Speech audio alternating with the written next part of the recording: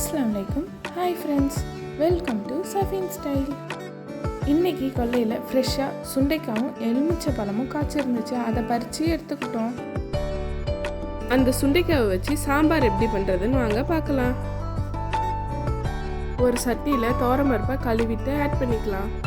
இப்போ சாம்பாருக்கு தேவையான அளவுக்கு சின்ன வெங்காயம், பூண்டு, தக்காளி, பச்சை மிளகாய் ஆட் பண்ணிக்கலாம்.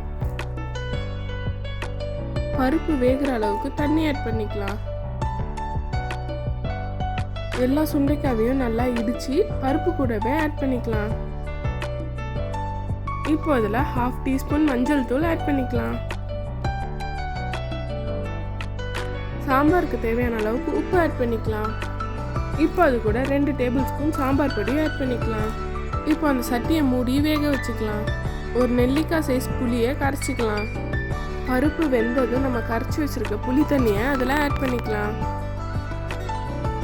இப்போ தாளிக்கிறதுக்காக ஒரு பேனில் எண்ணெய் ஆட் பண்ணிக்கலாம். இப்போ அதில் கடுகு, காஞ்ச மிளகாய், ஜீரகம், பெருங்காயம், கருவேப்பிலை ஆட் பண்ணிக்கலாம். நம்ம தாளிச்சதை இப்போ சாம்பாரில் ஆட் பண்ணிக்கலாம். அவ்வளோதான் ஃப்ரெண்ட்ஸ், நம்மளோட ஹெல்தியான சுண்டைக்காய் சாம்பார் ரெடி.